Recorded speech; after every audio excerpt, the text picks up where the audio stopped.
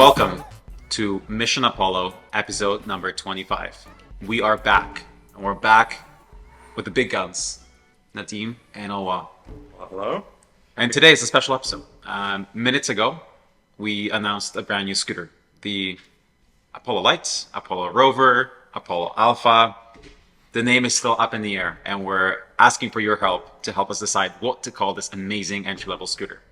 But we wanted to take this time, probably next 30 minutes or so, and really dive a little bit deeper into this product. What is it? Why do we make it? Why do we think it's the best entry-level scooter that we've ever released?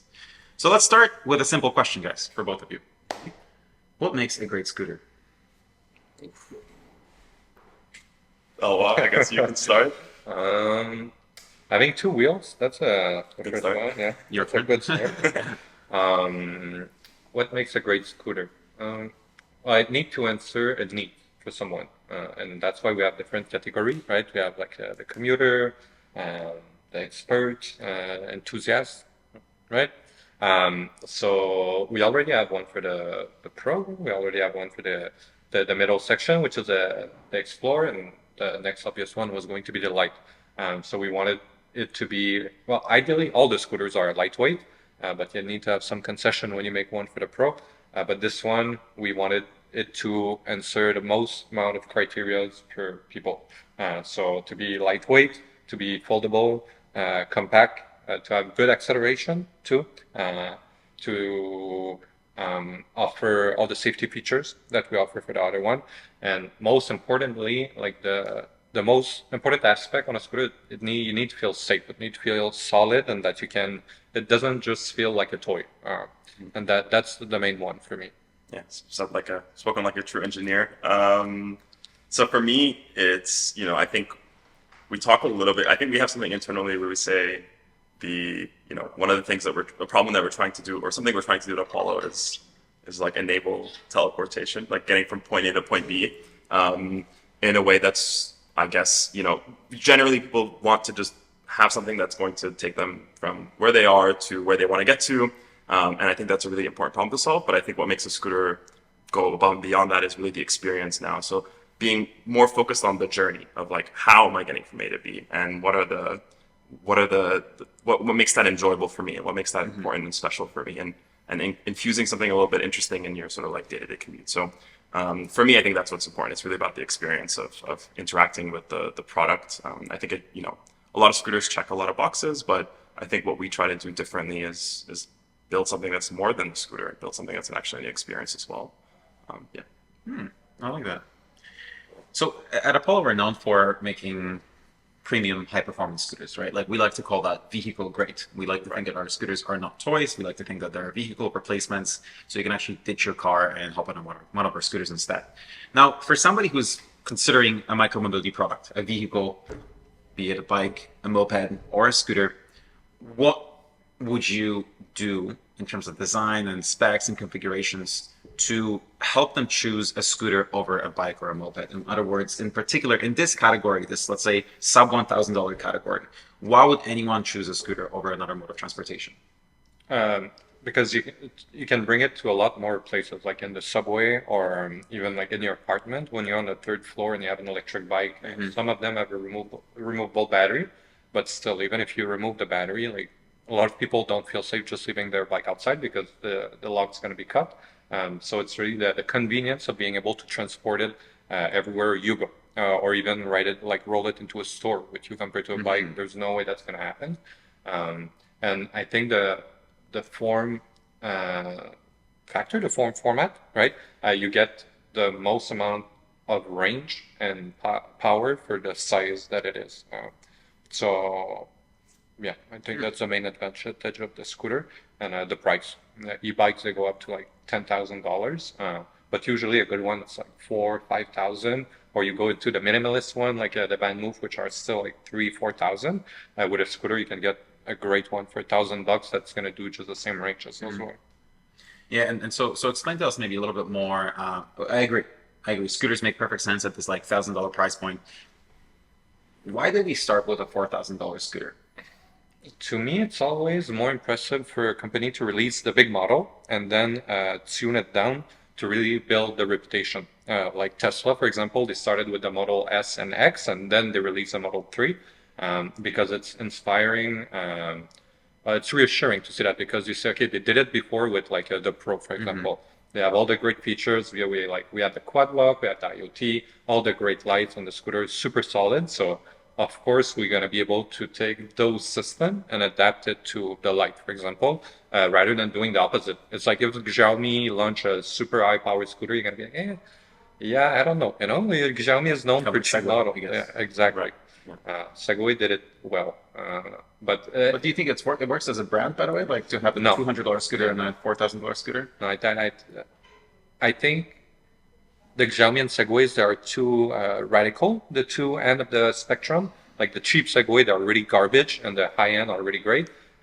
While for us, even if we have one that's going to be $1,000, like the Apollo Light or the Apollo Pro, which is 3 times that amount, we are not in those extremes. Like we're never gonna go for like a $500 scooter, and we still keep our DNA.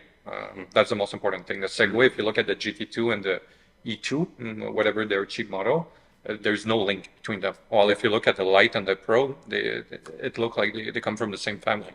Yeah, and I think we solve a harder problem by building the Pro. We have a scooter that goes faster, that is undergoing more stress specifically from a safety perspective, and you build a folding mechanism that the Pro can withstand, and you put that on the Lite, you've 10x the safety factor. Yeah. You've over-engineered at that point, right? So we've been, as I think as a company, Apollo generally is, we try to be as ambitious as possible. We try to solve all the hard challenges, and I think we've done that with the Pro, and now we're going to see some of the benefits with the Lite, and then maybe even with the Explorer as well.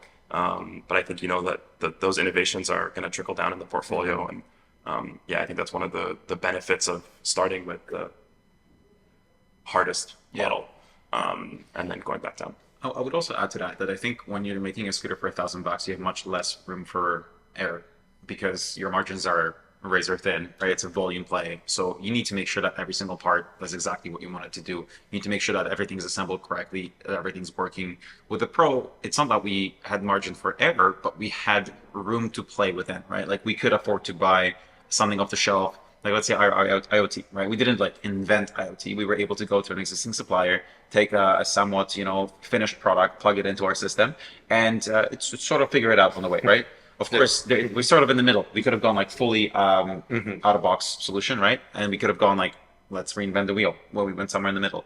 And I think that's kind of the approach that we could argue we've taken with a lot of the components, right? We went to like a reliable supplier. We're like, hey, this is what we need. Help us put it together, right?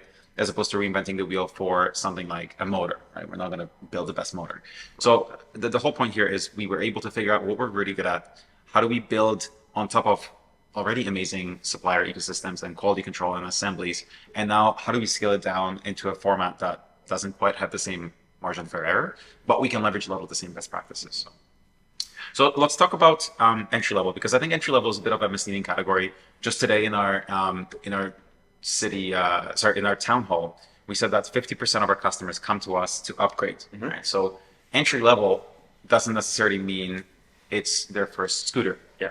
And in particular, when we start talking about the Lite, we realize the Lite is very much at the upper limit of what an entry-level scooter would be, both from a price and performance point of view, right? So what do you think makes a great entry-level scooter? I think if we're talking what the $400, $500 scooter that you get on Amazon. Yeah, but I think again, like it's tough because those scooters, it's all about just like honestly portability. It's like how light is this, and how can I like lift it up with a finger and like throw it over my shoulder and just go with it. I think that's really what you're looking for. You're looking for something that's going to take you 1 kilometer, 2 kilometers max, and you don't care about the quality of the ride. You don't care about suspension. You don't care about like how comfortable it is. It's purely function. But I think with the Lite, and when you start getting closer to the $1,000 category, I think kind of like you said, your upper entry level, I think that's when you start looking for something that is going to take you a little bit more distance. And I think that's where you want to incorporate things that are a bit more comfort in the ride. Like I'm riding on this for more than like 2 minutes, so I don't want to break my back or like hurt myself, or you know what I mean. And you're really starting to look for, obviously, the most important thing from the beginning is safety, and then from there is like how do you elevate the experience a little bit more, and how do you add something special into your commute. Because I think you stop being an entry level and you start being sort of like a light commuter at that point.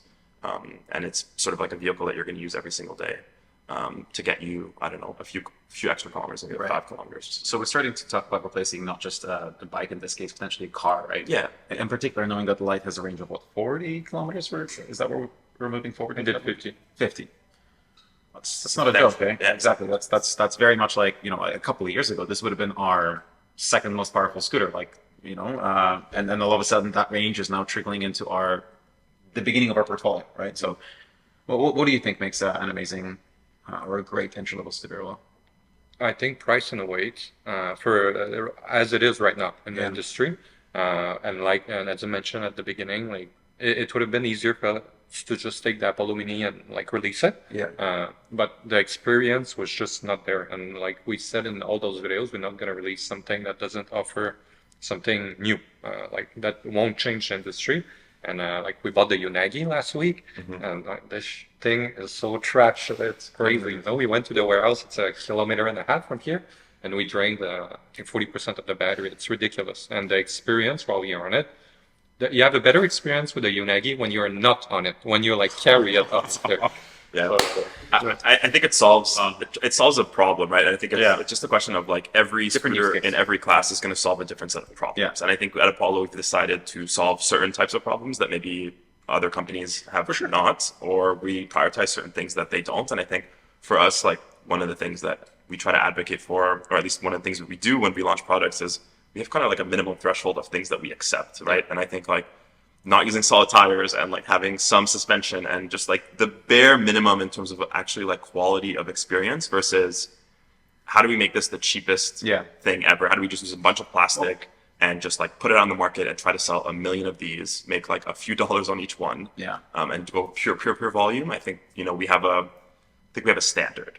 And to Unagi's credit, like we listened to their podcast, we understand the logic behind the choices they made, and they made a really amazing scooter that weighs very close to nothing, Right. and still delivers dual motor performance that's quite impressive, right? It comes at the expense of comfort, of course, and range. And like honestly, like it's a little flimsy, man. It doesn't inspire me personally. It doesn't inspire that much Right. confidence. But So you're kind of getting into like the product pillars of Sure. Apollo, right? Yeah. So like performance has always been a part of our DNA, and I think it's very much going to be the case with the Light. I think to your point, the experience, the comfort of it has always been a part of it too, right? And I think safety and reliability is something that we've been really making a huge focus of over the last little while too. And design.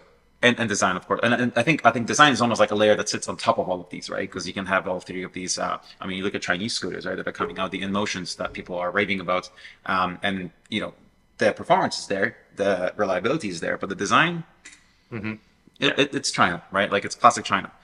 So let's talk about who are the top players in the sub $1,000 category in your guys' opinion. Who do you think who did you look at when you were building this scooter? Who do you keep in mind? We mentioned Unagi already, so maybe some other players. Unagi, Niu, Segway, Xiaomi. Those are the big ones. For Segway and Xiaomi, it's a lot easier because they are just pushing volume, so they are able to get really low price and good components. Unagi would be there because they have the design, safety.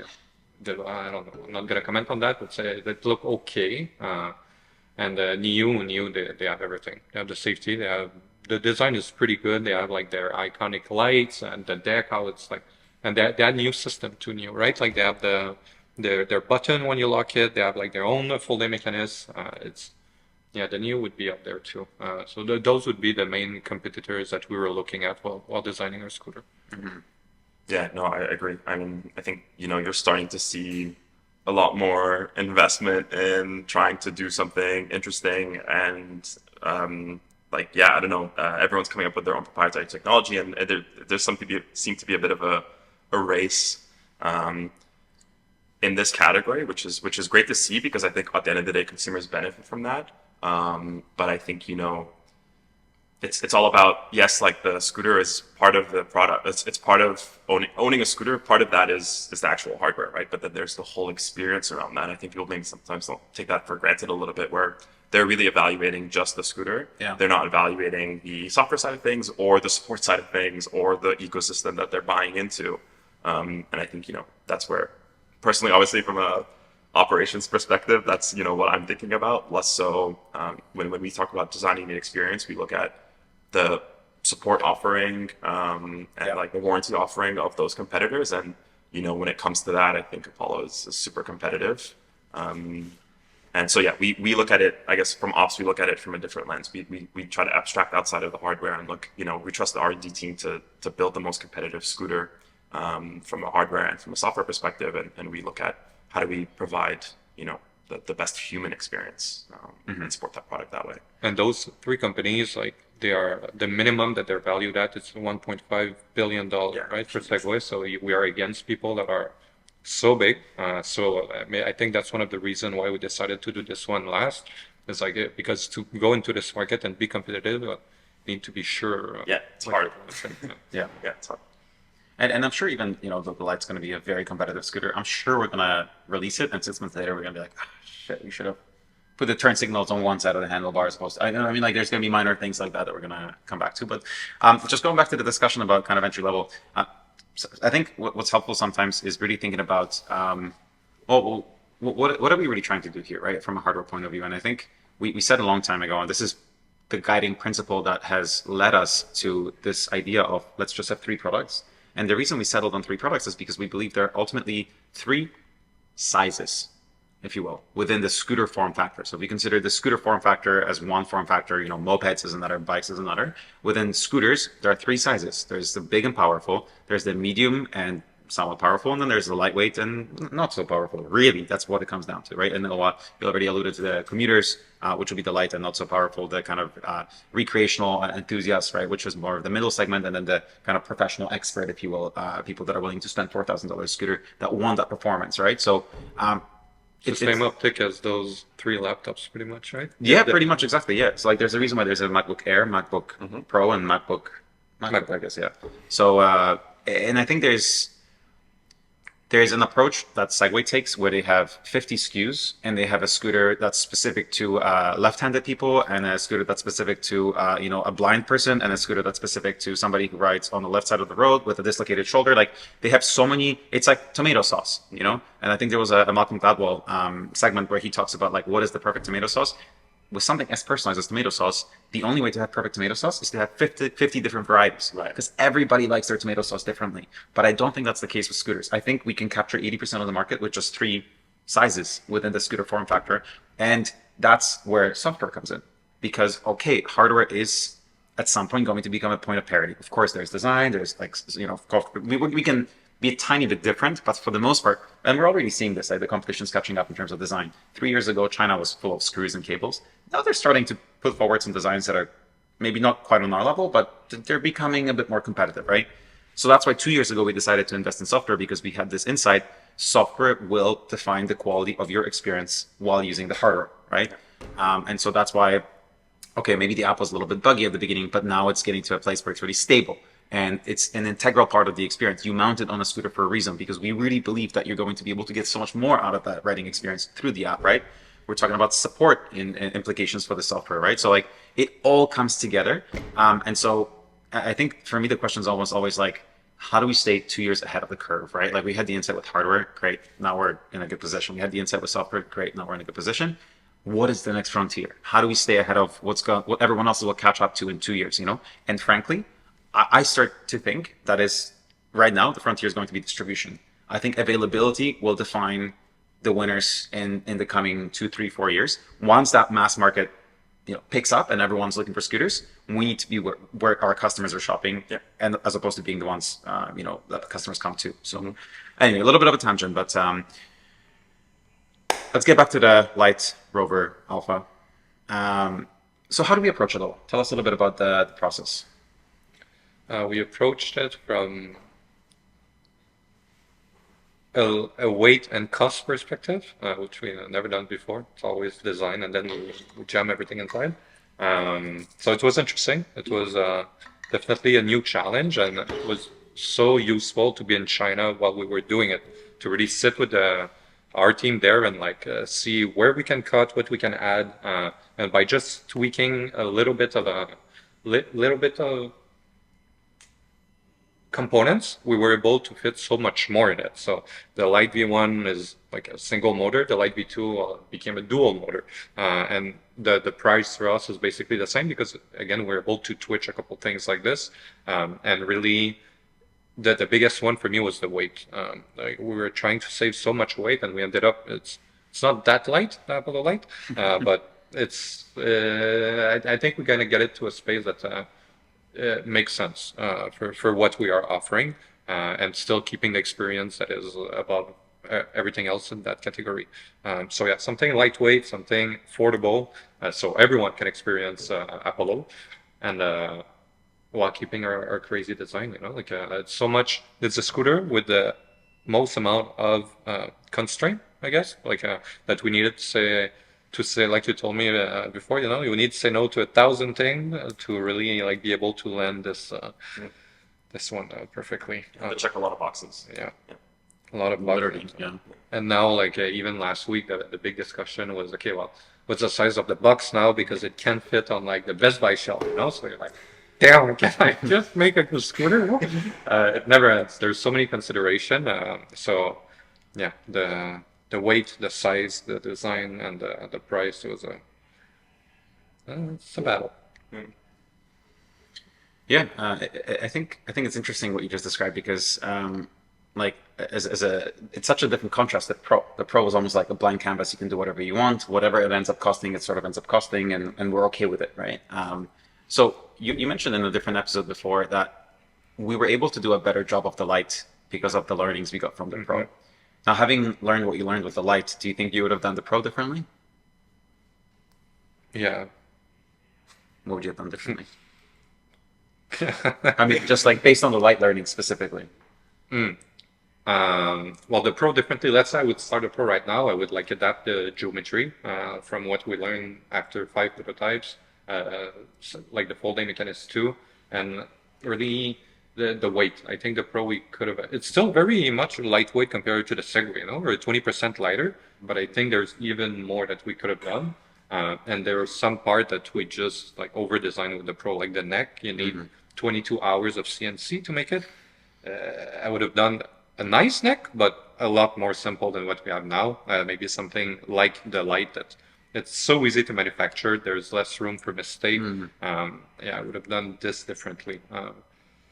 I think for me the China trip that you just referenced, was like we never really thought about the manufacturing method when designing a. At least I'd never thought about manufacturing methods when designing scooters and talking to you about them, right? Like, but in China, everything is always like talked about in the context of, well, how are we going to do this? Is it going to be extrusion? Is it going to be something else? Is it going to be so and so?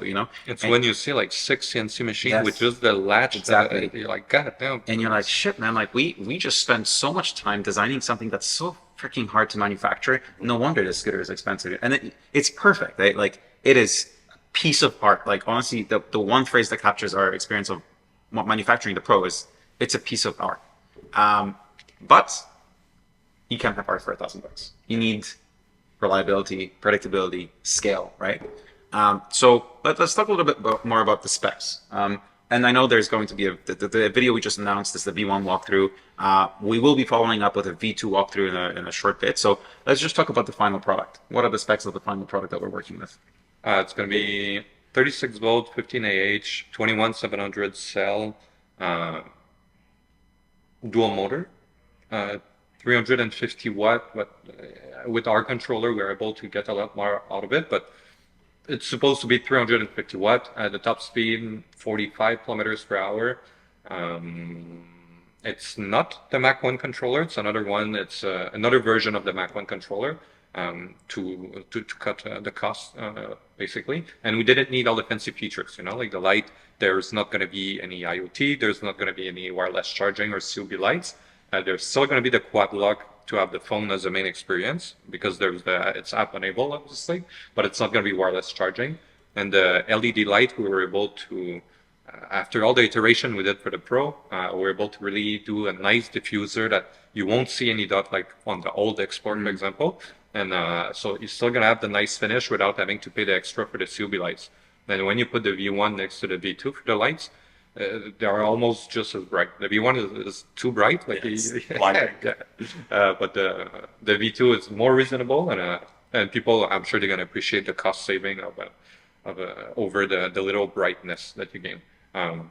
We added the rear suspension. It's a rubber suspension with spring embedded in it. So it's the same thing as the Pro, but we added two springs to be a bit more bouncier. Maybe we're gonna do the same thing as the Pro, but the Pro, it's so much bigger and the rubber is so much bigger that it works super well. But for this one, yeah, two little spring at the back. We have a nice carry handle to grab it, kind of like the City, but better that you're gonna see again in the B1. And we have the latch button. So when you fold it, it's finally, well, it's intuitive and it's safe. It's locking in place. Nothing's going to swing in your car or when you grab it by the stem. That's really nice because, again, being an entry-level scooter, you want it to be easy to carry. Still have the region brake with our new throttles. It's a V8 throttle on both sides. You have turning signal at the back on the deck and at the front. And you have a rear drum brake. And on the brake handle, there's the little bell integrated like we have on the whole lineup. It's going to be IP66. And the geometry is the same as the Pro. So it's super stable. You have the 16-degree right angle. And the deck, people are going to see it in the video. But yeah. It's a little value. Check. Yeah. So And the weight right now it's at 49 pounds. On the latest 30 file, we cut 1 kilos, and right now, well, 2 pounds, and we just 22.5 kilos total. And on the one that we are working on right now, I think we're going to be able to shave another kilo. So we should be able to bring it to the 45 pound for a dual motor 15AH. And I personally did 47.8 kilometers on it. And I was going uphill, I was downtown, like riding it like a normal person. So it's pretty solid. 47 top speed or range? Range, and top speed for me, I hit 43, and I know I run at 46 on it. So Randy, if you could just get the conversion to miles every time you reference kilometers, that would be much appreciated. and it looks great. Yeah, it's fantastic. So good. Yeah. I think that's probably the biggest standout feature for me. It does not look like 1,000. Okay, for context, it's going to be between 1,000 USD to 1,200 USD. We're still working out the final shipping or whatever, but still, it's going to be affordable is the goal. And so it looks unlike anything else in that price range. It performs unlike anything else. It literally performs unlike anything else in that, right? What's the only other dual motor scooter in that category? Unagi and the InMotion, whatever. Unagi has the design, but Nothing. that's it. And weight, but the specs are horrible. And like Unagi do 10 kilometers with it. And the InMotion, while they have the torque, I don't know if they have suspension, but they don't have any design. And I didn't try the InMotion, so I need to try it to see if it's actually nice. But those are the only two scooters. Yeah, it's definitely a box checker. I think that's what we're built to be, right? 9-inch the tires. Self-healing too. Self-healing 9-inch tires.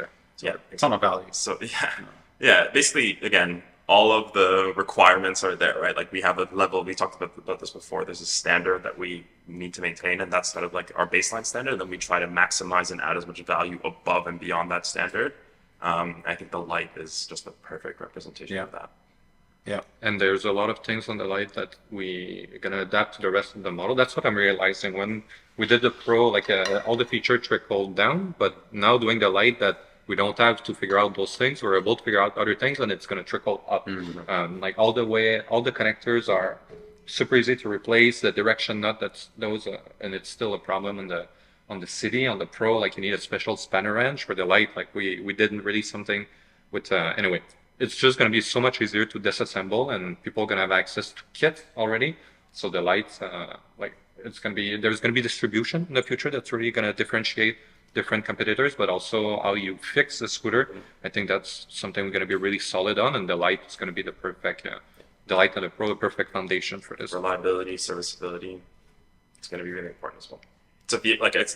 You're creating a vehicle grade, and then you need an ecosystem that supports serviceability. At the end of the day, these products are going to break down if you're using it every single day and you're relying on it. Like a car. Exactly, like a car. It's going to need to be serviced. It's going to need to be maintained. It's going to need to be fixed. And you need to, right now, people who need to fix their scooters are shipping it, waiting 2 weeks, getting it shipped back. Like that sucks. It's 2 weeks where you maybe ditched your car or you didn't buy your public transportation pass because you have your scooter and then your scooter's out of commission. Moving towards assemblies or making servicing so easy where a customer can literally unplug a component and just plug in a brand new one, you're back up and riding within the time it takes to ship that product to you, which is, if you're close to a distribution center, most 2 days. So Yeah. that's really, I think, another area of when the industry formalizes itself, that's going to be Right. a major selling point as well for a lot of And I mean, we were talking about this, right? Where like cars benefit from having this like huge legacy of mechanic shops, repair shops, tire shops, whatever, right? Like you can buy any car, take it to virtually any shop, and they're able to order virtually any part, and you're able to get that after sales service. With bikes, it works the same way. Like a tire is a tire. Any bike shop can replace a tire. It gets a little bit more hairy with electric bikes and the components that go into that. Rest in peace, Van Move. But with scooters, there's neither the infrastructure for it, nor really are the products serviceable enough for the customers to do it themselves, right? Yeah. So we're kind of stuck in this weird in between. And I think the path that, as you just alluded to, that we took was very much making our scooters modular, easy to repair, and just giving customers the support so they can do it themselves if they need to. Yeah, it obviously comes with different considerations because that's one way to do it, right? We're moving away from off-the-shelf components, so there are considerations there too. But I think at the end of the day, it's a net positive for customers. You replace the idea is that it's designed and manufactured in a way that makes it more reliable and it's also easily replaceable. Whereas, an off-the-shelf component maybe doesn't check those criteria. It might be more accessible, but if you're replacing it every so often, then that's not really the purpose. Right? It's not the point. Yeah. All right, guys. So before we wrap it up, one last question: how is the Elite Rover Alpha new, better, and different? New, better, and different. I think new. Okay, well that's hard because they're kind of all they're all the same thing. But they're not. Yeah, new, better, and different. I think I don't know which one this falls into and which one of those categories, but I think if you look at it from a total perspective, like total package, the output of your recipe of ingredients that have gone into it, I think it's unparalleled. It just, like I said, it just checks all the different, like all the boxes that you needed to check. It checks and it competes on every single level. Like if you're going to look at it from a tech, like whenever we build out our tech, like our spec sheet, our technical specification sheet, and we're going to put that next to the other scooters in that price category, it's just going to be on par or better, like across the board. And I think, I don't know, put that in whatever category you want, but I think that is really what the Lite, for me at least, what it does is it just checks the boxes and does it better than anyone else. New? Yeah, I don't know, man. Better. It's what? New, better, and different? Yeah. Well, it's better. It's better. It's the best scooter in this category. So that's answer it. I think simply put, the better is the dual motors. Nobody else offers dual motors, right? So Yeah. that's the better. What's the different? The design? The design is different. Yeah. And then better is not that I'm thinking of, but better is probably the combination of the region, the right angle, the self-healing tires, the trimmed down version of the Mach 1 controller, the quad lock phone holder. I think it's the Apollo ID design system, right? Integrated design system. That's sort of how I would see it. Yeah, that's fair. Cool, guys. Any parting words before we wrap it up? I'm excited. I love the Lite. It's my favorite scooter that I've ever seen. In our office, we have a bunch of scooters here. Our own scooters, competitor scooters, just full of scooters everywhere. And I don't always ride the scooters around. It's kind of like a running thing at the office. But I find myself at the office late and I hop on the Lite and I do little laps around the office to like think about stuff and clear my head. So the Lite has converted me into a scooter rider, and I think like honestly it's the best thing we've ever done. So I'm super excited for it to come out. It's probably the highest praise you could have ever hoped for. Yeah, thank you. Well, for me, I just hope that's going to be the scooter I'm going to see everywhere in the street instead of the Go Tracks or all those other scooters. Like I hope this one's going to be the one that's going to go mainstream. That's what I'm really excited about. And this one, we don't need our logo. Like you're going to see it and say that, of course, that's an Apollo. So yeah, I'm really excited about that to finally gain. I think we're gonna gain exposure with this one, and it's checking all the box for like the Best Buy and like our wholesalers as well. So I'm excited for them to to push it everywhere and to experience it as well. Yeah, and just getting that customer feedback is going to be great as well. Super excited for that. Beautiful. All right, thank you guys. If anyone has any other comments, questions, or concerns about the light, hit us up in the comments below, and we'll do our best to respond to you as quickly as possible. Otherwise, stay tuned. Mission Apollo is back. We're going to be committing to an episode every 2 to 3 weeks. If you have any suggestions for content, you want to hear about some ideas, you've been curious about other stuff going on at Apollo, let us know, and we'll do our best to discuss it at length. Thanks, guys. Thank you. Bye.